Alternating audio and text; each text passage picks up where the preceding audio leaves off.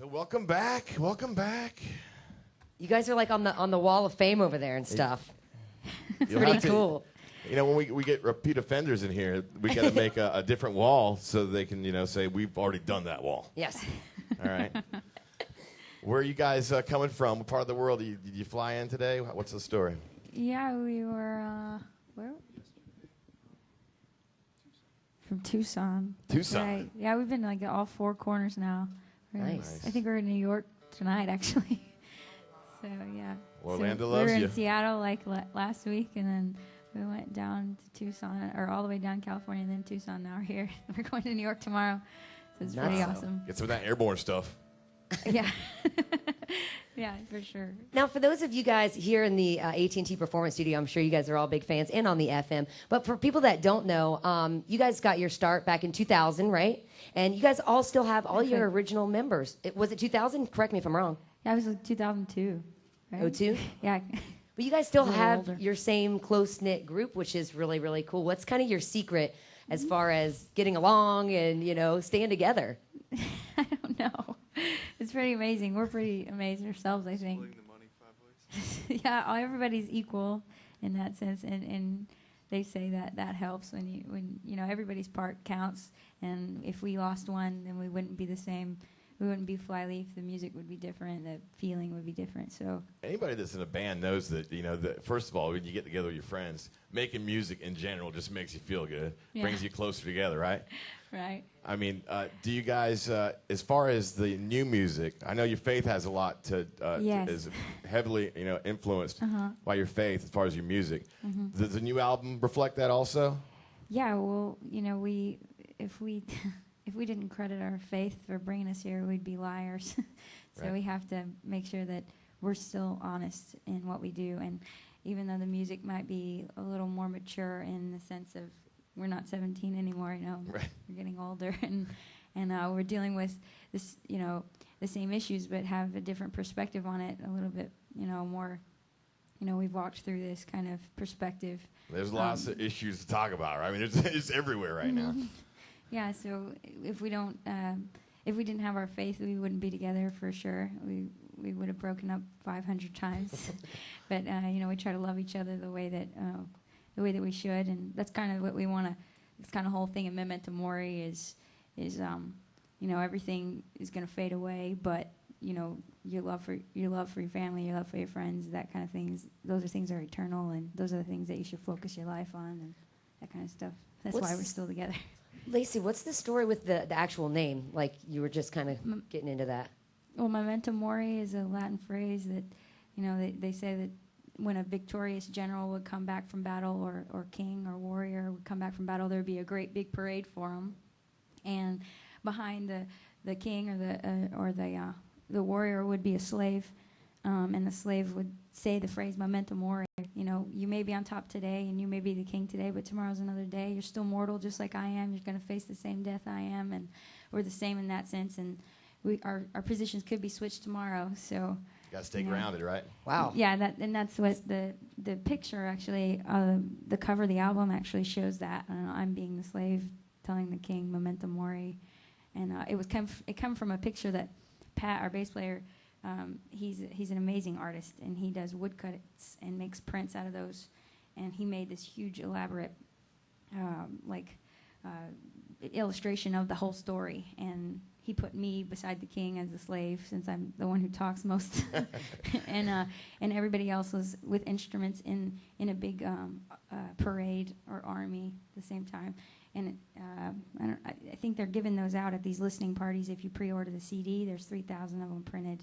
And so this is like a photograph version of what he created, his art. So I know that you've had some challenges, you know, vocal with your vocal cords and stuff like that. And actually, I think the challenge is probably just touring constantly. is that what it is?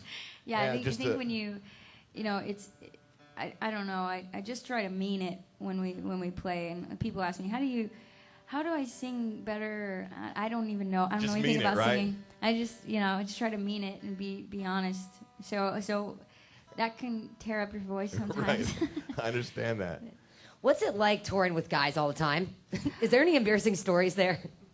Yeah, there's lots of. like, how many There's embarrassing lots stories of are them. there? Yeah, sure. You want me to tell Can them you somebody? share? I don't know.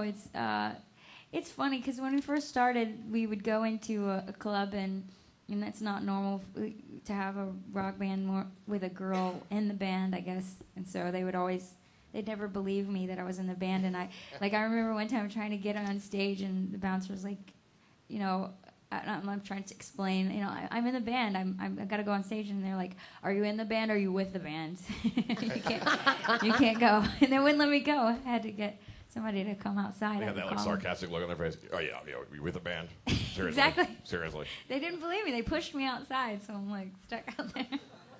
Well, I'm pretty Kinda sure funny. everybody knows who Lacey is now. It's What a did little you guys- different now. What did you guys do differently on Memento Mori that from the original CD? Do you guys, as far as writing, recording, things like that, did you approach it differently, or? Yeah, I think the first record we toured and gained fans through touring, and so all of our fans knew us from a live show first. So when we went into the studio, we tried to make our live show, come out on the CD, and this time it was the opposite way. So we played songs while we were on the road and in the back lounge and wrote music as we were touring, and came together in the studio or in a practice room in James's garage where we wrote the first record. We come together and show everybody our ideas and see how Flyleaf songs come out of that, and it's a lot different in that sense. And then we went into the studio this last time with Howard Benson, same one we were with before. And this time we let him have a lot more freedom because they weren't road tested, so we were still creating them in the studio. So now we're trying to get. So the producer actually gets the chance as you're building the song to actually contribute, whereas you had the stuff done before. Yeah. Yeah. It was more of a struggle too because he still wanted to do just as much. Right. We're still hanging on to it. How do you handle that though when somebody says, I got this idea about your song? Is there any compromise? Do you feel good about what came out as far as the new CD? And Oh, you feel yeah. This is the most personal project that we put out as a whole. Everything on it is personal, from the artwork to the song order to the way that we got to present ourselves. y'all are vets now. You're like seasoned veterans. I don't know. Talk about road testing. You guys have certainly been out and about. Yeah. What's who's your favorite band that you guys have toured with? Or bands, plural. Last year, check. Okay. You go ahead. Stone Sour. Stone Sour, There you go. absolutely, yeah. Stone Sour, those guys are the most down-to-earth people. I remember hanging out it was on Family Values, so it was a lot of cool people that we looked up to, and I only knew Corey Taylor from Slipknot. I didn't know what he looked like, so when we were in the catering, I remember hanging out with this guy. He was just hilarious, the funniest guy, the most down-to-earth It's really guy. ridiculous. And I thought for sure this guy's just part of the crew because rock stars don't act like that. And then I saw him on stage. I was like, wow, that's the singer. And We had a chance to really actually talk shocked to me. him in the studio. We were thinking the same thing. We were expecting some serious attitude. Yeah. And the guy was just really like down douchey there. kind of whatever Yeah. attitude. And then he was so cool. He actually Absolutely. took over the radio station and Rick rolled Orlando, which was pretty funny. Orlando, so.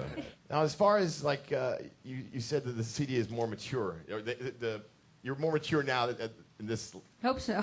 It's been 7 years. part of your career, right? Yeah.